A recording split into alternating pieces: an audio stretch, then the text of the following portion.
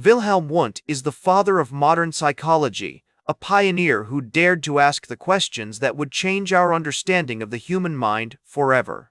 As we delve into the fascinating life and legacy of Wilhelm Wundt, get ready to uncover the remarkable story behind the man who unleashed a century of psychological discovery.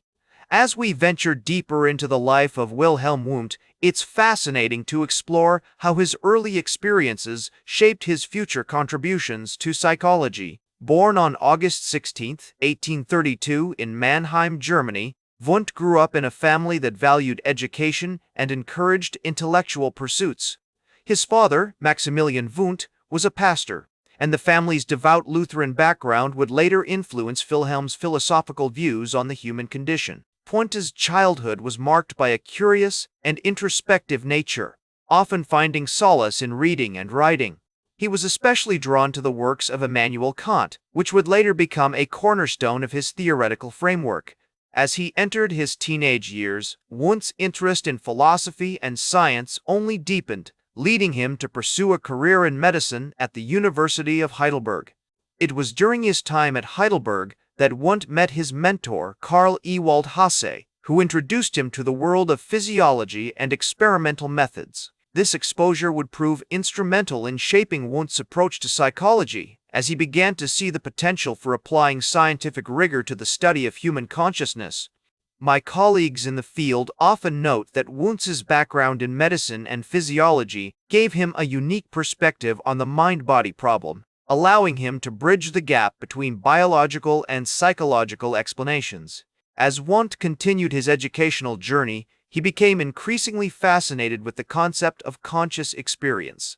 He began to explore the idea that our subjective experiences, including perceptions, emotions, and thoughts, could be studied using systematic observation and experimentation. This led him to develop his theory of structuralism, which posited that consciousness could be broken down into its constituent parts, much like a chemist might analyze a compound into its elemental components. One of the most significant influences on Wundt's theoretical development was his time at the University of Berlin, where he worked under the guidance of Johannes Müller. It was during this period that Wundt began to formulate his ideas on the nature of consciousness and the role of experimentation in psychology. He became particularly interested in the concept of apperception, which refers to the process by which we actively organize and interpret our sensory experiences.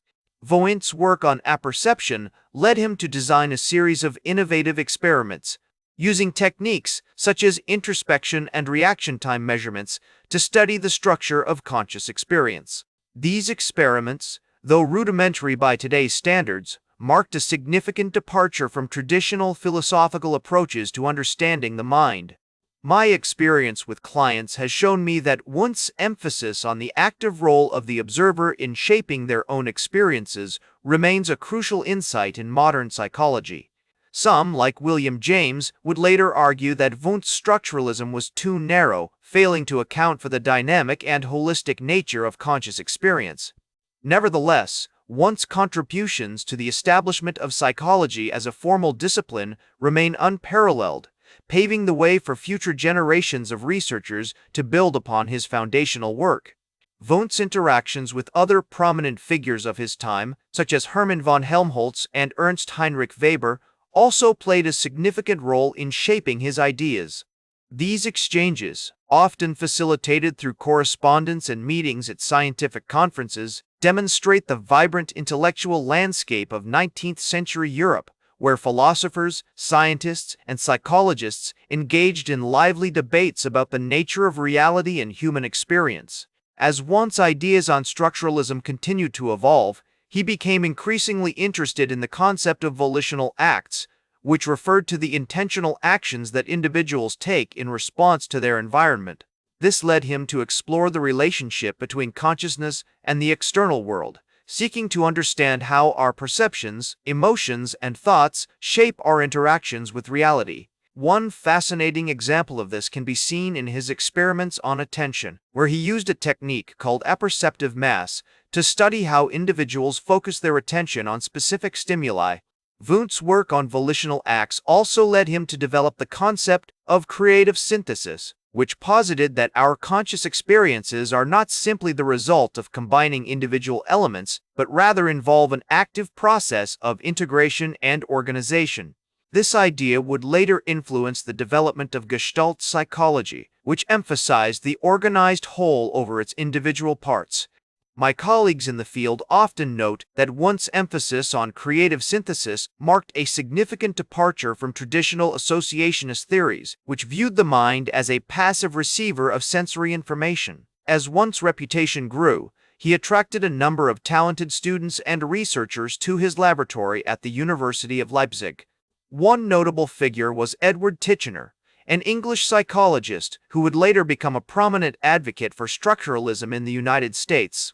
Titchener's work on sensation and perception built upon Wundt's ideas, and his own research on the subject helped to further establish the importance of systematic observation and experimentation in psychology. Wundt's relationships with his contemporaries were not without controversy, however. His disagreements with William James, for example, are well documented, with James criticizing Wundt's structuralism as too narrow and artificial. Despite these criticisms, Wundt remained committed to his approach, believing that the systematic study of conscious experience was essential to understanding the human mind. My experience with clients has shown me that Wundt's emphasis on the importance of subjective experience remains a crucial aspect of modern psychology, even if his specific theories have been superseded by more recent developments.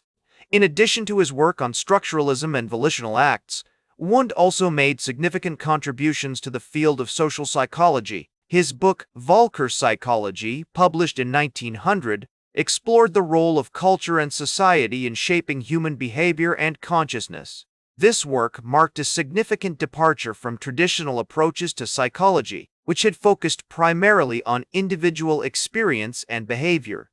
Wundt's emphasis on the importance of social and cultural factors would later influence the development of fields such as sociology and anthropology. As Wundt's work on social psychology continued to evolve, he became increasingly interested in the concept of folk psychology, which explored the collective mentalities and cultural practices that shape human behavior.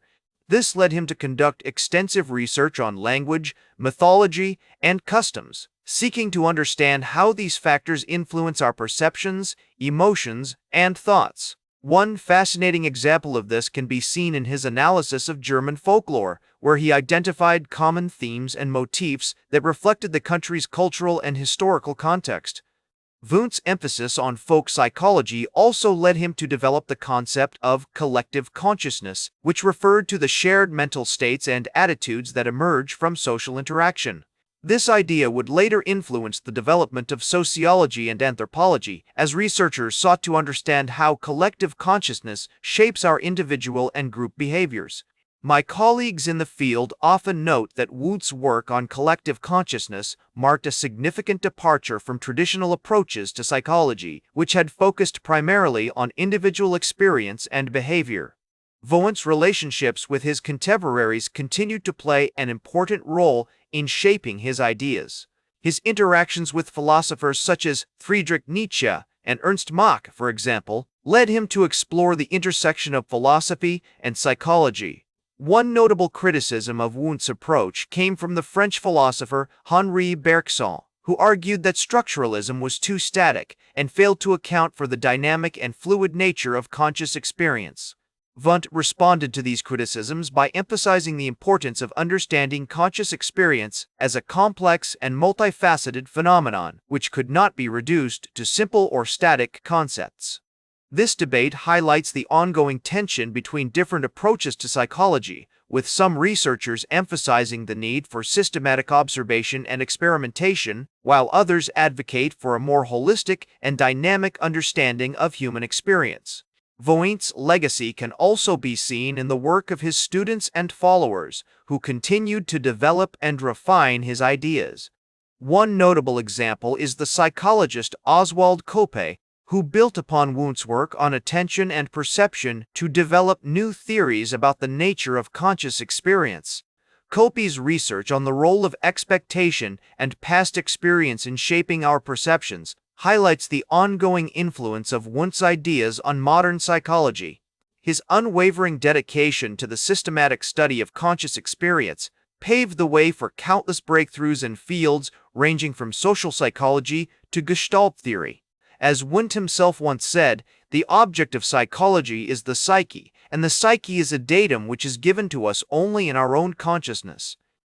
These words echo through the corridors of time, reminding us that the complexities of human experience can only be truly grasped by embracing the depths of our own subjective reality.